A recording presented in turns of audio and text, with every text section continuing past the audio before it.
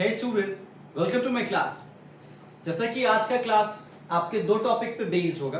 First topic है आपका objective of management and second topic है आपका इंपॉर्टेंस ऑफ मैनेजमेंट। क्योंकि हमारे क्लासेस की सीरीज में ये हमारे बीएससी की क्लास 12 का सेकंड क्लास है। फर्स्ट क्लास में हमने मैनेजमेंट के कॉन्सेप्ट एंड मैनेजमेंट के फीचर्स पर डिस्कस किया था। तो चलिए बात करते हैं नेक्स्ट टॉपिक की, और नेक्स्ट टॉपिक है हमारा ऑब्जेक्टिव ऑफ मैनेजमेंट। एक सवाल आता है, भाई हम मैनेजमेंट करते ही क्यों हैं? हम मैनेजमेंट क्यों करें? Why we need to perform management? तो उसके पीछे बहुत सारे ऑब्जेक्टिव्स हो सकती हैं, लेकिन जितनी भी ऑब्जेक्टिव्स हैं उन सभी ऑब्जेक्टिव्स को तीन ऑब्जेक्टिव्स में कैटेगराइज किया जाता है। फर्स्ट ऑब्जेक्टिव आपके सामने है ऑर्गेनाइजेशनल ऑब्जेक्टिव, सेकेंड आपके सामने है that's called social objective, and third आपके सामने है personal objective. I will repeat, it's not personal objective, it's personal objective because personal and personal में difference होता है, और यहाँ पे personal objective है, personal objective नहीं है। तो चलिए सबसे पहले हम बात करते हैं ऑर्गेनाइजेशनल ऑब्जेक्टिव की। आप यहाँ पे सिंपल एक बिजनेस माइंडसेट से इस चीज को समझने की कोशिश कीजिएगा कि अगर आप किसी कंपनी के मैनेजर हैं, सपोज दैट आप मैनेजर की तो बात छोड़ो, आप थोड़ा सा ऊपर जाओ और आप ये सोचो कि आप किसी कंपनी के चीफ एग्जीक्यूटिव ऑफिसर हो, तो जो भी आप काम करोगे तो आपके काम करने का ऑब्जेक्टिव क्या होगा? ऑर्गेनाइजेशन के किन चीजों के लिए आप यहाँ पे अपने पूरे एफर्ट को डेडिकेट करोगे और पूरे ऑर्गेनाइजेशन के एफर्ट को उसके तरफ लेके जाओगे। तो ऑर्गेनाइजेशन ऑब्जेक्टिव में यहाँ पे आपके सामने तीन ऑब्जेक्टिव्स को फर्दर कैटेगराइज किया जाता है। जैसे अगर मैं एक सीईओ हूं तो मेरी सबसे पहली जिम्मेदारी होगी कि भाई मेरी कंपनी को एटलीस्ट प्रॉफिट जनरेट हो। चलो भाई एक्स्ट्रा ना हो, मेरी कंपनी ब्रेक इवन पे भी हो। तो इसीलिए कहा जाता है कि एक मैनेजर की ऑर्गेनाइजेशनल ऑब्जेक्टिव के रेफरेंस में एक और ऑब्जेक्टिव तैयार होती है, वो है प्रॉफिट अर्न करना। क्योंकि जब तक आप प्रॉफिट अर्न नहीं कीजिएगा, जब तक एटलीस्ट आप ब्रेक इवन पॉइंट पे नहीं रहिएगा, शायद आपकी ऑर्गेनाइजेशन लॉन्ग टर्म तक सरवाइव ना करे। इसीलिए आपकी सेकेंड ऑब्जेक्टिव बन जाती है ऑर्गेनाइजेशन का सर्वाइवल, क्योंकि ऑर्गेनाइजेशन का चलना जरूरी है, ऑर्गेनाइजेशन का मार्केट में रहना जरूरी है, राइवल के अगेंस्ट कंपटीशन में मेंटेन रहना बहुत ज्यादा जरूरी है। इसलिए कहा जाता है कि ऑर्गेनाइजेशन ऑब्जेक्टिव के रेफरेंस में आप कोशिश कीजिए कि आप प्रॉफिट अर्न कीजिए, एटलीस्ट आप ब्रेक इवन पॉइंट पे रहें, ताकि आप मार्केट में सरवाइव करें, आप मार्केट के कंपटीशन को एटलीस्ट कवर करने की पूरी कोशिश करें, राइवल के अगेंस्ट एटलीस्ट आप स्टैंड कर सके मार्केट में।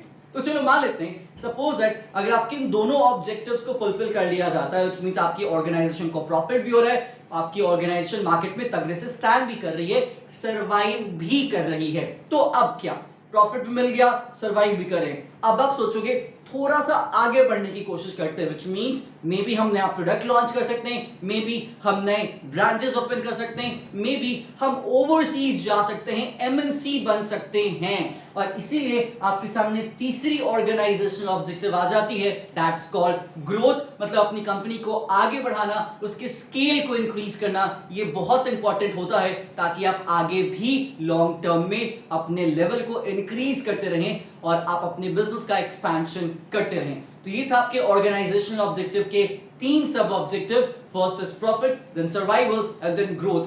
आप बहुत जगह सर्वाइवल को पहले देखेंगे, देन प्रॉफिट की बात करेंगे एंड देन ग्रोथ की बात करेंगे। It's totally up to you, आप अपने कन्वीनियंस के अकॉर्डिंग इसको सीक्वेंस में रख सकते हैं। इसकी सीक्वेंस ज्यादा इंपॉर्टेंट एज पर सीबीएसई नहीं है।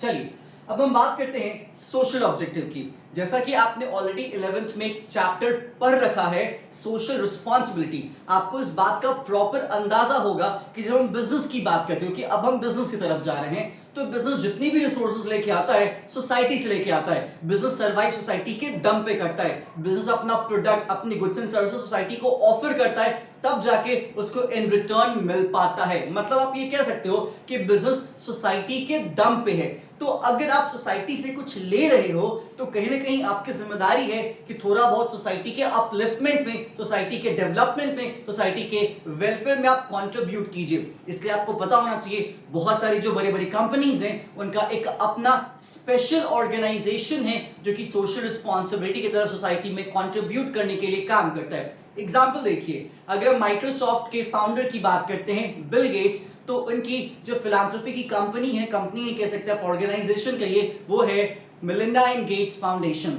आप मार्क ज़करबर्ग की बात कीजिए जो कि फेसबुक के फाउंडर है, उनकी ऑर्गेनाइजेशन है ज़करबर्ग फाउंडेशन। रिलायंस की रिलायंस फाउंडेशन, टाटा की भी है। ऐसे जितनी भी बड़ी बड़ी कंपनीज है उन सभी की कहीं ना कहीं मल्टीपल ऐसी ऑर्गेनाइजेशन जो कि सोसाइटी में कंट्रीब्यूट करती है।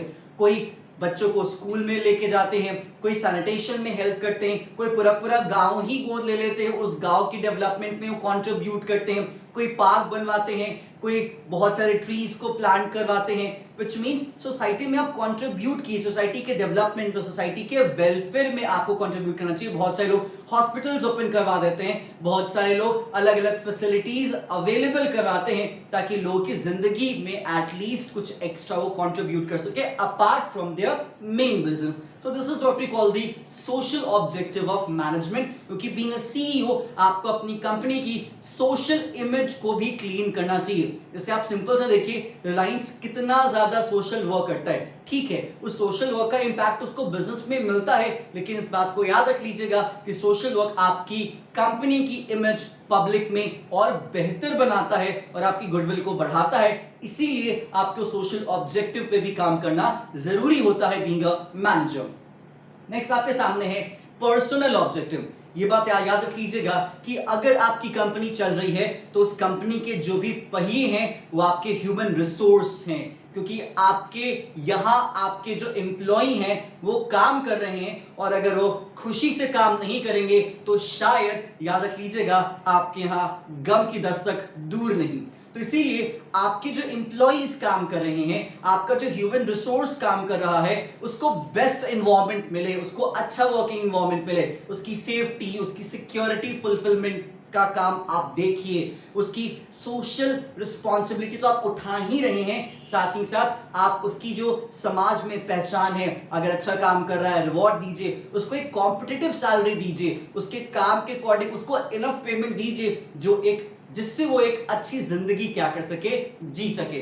तो इसीलिए कहा जाता है कि being a CEO, being a manager, अगर आप किसी ऑर्गेनाइजेशन को संभाल रहे हैं तो आपके संभालने के पीछे आपके तीन मेजर ऑब्जेक्टिव हैं। First is organisation, second is social and third is personal objective. Organisational के तीन सब ऑब्जेक्टिव हैं, प्रॉफिट, सर्वाइवल, ग्रोथ। तो उम्मीद है आपके ऑब्जेक्टिव क्लियर हो चुका होगा। अब हम बात करते हैं अपने सेकंड टॉपिक की तरफ और वो है इंपॉर्टेंस ऑफ मैनेजमेंट। अब सवाल यहाँ पे ये है कि मैनेजमेंट की इंपॉर्टेंस क्या है। हमें ये तो पता चला मैनेजमेंट क्या है, हमें ये पता चला मैनेजमेंट में क्या क्या होता है, हमें ये पता चला मैनेजमेंट क्यों करते हैं, लेकिन अब सवाल आपके सामने ये आ जाता है कि मैनेजमेंट की हमें जरूरत ही क्यों पड़ती है। तो चलिए यहाँ पे जरूरतों को हमने 5 हिस्सों में बांटा है और स्टेप बाय स्टेप हम हर एक इंपॉर्टेंस के पॉइंट को कवर अप करने की कोशिश करते हैं। सबसे पहला पॉइंट है management helps in achieving group goals. जैसा कि आपको पता है कि हमारे ऑर्गेनाइजेशन में कोई एक बंदा तो काम नहीं करता, सभी लोग काम करते हैं, बहुत सारे लोग काम करते हैं और हर एक इंसान की अपनी अपनी ऑब्जेक्टिव है। कोई अपने शौक को पूरा करने के लिए काम कर रहा है, कोई अपनी फैमिली को चलाने के लिए पूरा काम कर रहा है, कोई अपनी जिंदगी के लिए काम कर रहा है, कोई एक्सपीरियंसेस के लिए काम कर रहा है, सबकी अपनी अपनी ऑब्जेक्टिव है। बीइंग अ मैनेजर, याद रख लीजिएगा, इन सभी इंडिविजुअल के जो गोल्स है, आप उन गोल्स को एक साथ सिंक्रोनाइज कीजिए ताकि आप अपने ऑर्गेनाइजेशन की ऑब्जेक्टिव को, ताकि आप अपने ऑर्गेनाइजेशन के ऑब्जेक्टिव और गोल्स को क्या कर सकें, अचीव कर सकें। और इसके लिए आपको मैनेजमेंट करना ही पड़ेगा, बिकॉज विदाउट मैनेजमेंट ग्रुप के गोल, मतलब अगर किसी को पैसे की, एक तरीके से कोई पैसे के लिए काम करे, उसको पैसा भी मिले लेकिन वो बेहतर काम करे तो ऑर्गेनाइजेशन में कंट्रीब्यूट करेगा, ऑर्गेनाइजेशन अच्छा कमाएगा तो उसको पेमेंट भी अच्छा मिलेगा। तो इसीलिए कहा जाता है कि management help in achieving group गोल, सबकी गोल्स को अचीवमेंट मिले या फिर सबको अपने गोल्स के अचीवमेंट कर पाए, इसके लिए मैनेजमेंट जरूरी है। नेक्स्ट आपके सामने है मैनेजमेंट इंक्रीजेस इफिशिएंसी। जैसा कि आपको पता है कि मैनेजमेंट के डेफिनेशन में ही इफिशिएंसी आता है, व्हिच मींस आपके पास ह्यूमन रिसोर्सेज हैं, आपके पास फाइनेंशियल रिसोर्सेज हैं, आपके पास फर्दर बहुत सारे रिसोर्सेज हैं। सो बीइंग अ मैनेजर आप ये कोशिश कीजिए कि आपके ऑर्गेनाइजेशन में हर एक रिसोर्स का इफेक्टिवली एंड इफिशिएंटली यूटिलाइजेशन हो, वेस्टेज ना हो, ताकि आपका कॉस्ट क्या हो सके, रिड्यूस हो सके और ऑर्गेनाइजेशन अपने रिसोर्सेज को बचा सके और उससे और भी बेहतरीन चीजों को प्रोड्यूस करके बाजार में बेच सके। तो इसलिए कहा जाता है कि मैनेजमेंट आपकी इफिशिएंसी को बढ़ाता है, क्योंकि वेस्टेज कम करने की कोशिश करना या फिर कॉस्ट को रिड्यूस करने की कोशिश करना, रिसोर्सेज का ऑप्टिमम यूटिलाइजेशन ही मैनेजमेंट के एक ऑब्जेक्टिव भी बनती है। नेक्स्ट आपके सामने है मैनेजमेंट क्रिएट्स डायनामिक ऑर्गेनाइजेशन। अब सवाल यहां पे ये है कि मैनेजमेंट क्रिएट्स डायनामिक ऑर्गेनाइजेशन का मतलब क्या।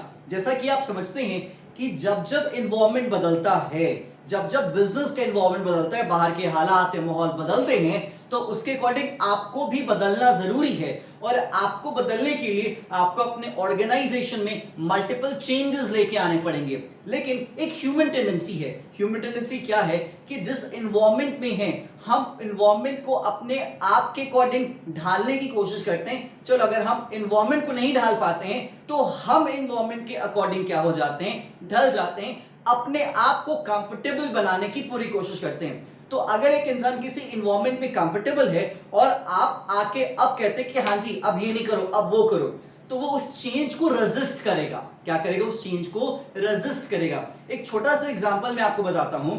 जब यहां पे बैंकिंग सिस्टम में कंप्यूटर्स को लाया गया था, जब राजीव गांधी की गवर्नमेंट हुआ करती थी कंट्री में, तो उस वक्त राजीव गांधी ने कंप्यूटर का इंफ्यूजन किया था बैंकिंग सेक्टर में। जो एग्जिस्टिंग बैंकिंग सिस्टम में जो काम होता था वो खाते बही पे रजिस्टर पे काम होता था। अब काम किस चीज पे होना था, तो उस वक्त अब काम शुरू होना था कंप्यूटर पे, जैसा कि अभी काम होता है। जितने भी इंप्लॉइज थे सब एक तरफ आए कि नहीं भाई हम कंप्यूटर नहीं लाने देंगे, आप हमें निकाल दीजिएगा, हमने जिंदगी दी इस बैंक को, आप हमें इस वक्त छोड़ रहे हैं। तो फिर जितने भी बैंक के मैनेजर्स थे उन्होंने कहा नहीं नहीं आपको निकाला नहीं जाएगा, आपको कंप्यूटर की प्रॉपर ट्रेनिंग दी जाएगी, आपको कंप्यूटर चलाना सिखाया जाएगा। हम रजिस्टर पे या फिर हम रजिस्टर से कंप्यूटर पे शिफ्ट हो, बदलाव आए, लेकिन इस बदलाव की प्रोसेस में हमारे पुराने साथी ना छूटे, ये एक मैनेजर की जिम्मेदारी होती है। और इसीलिए आप कैसे उस बदलाव को लेके आएंगे ये मैनेजमेंट सिखाता है, और इसीलिए नए चेंजेस को इंप्लीमेंट करने में मैनेजमेंट एक बहुत बड़ा टूल साबित होता है। नेक्स्ट आपके सामने है management helps in achieving personal objective.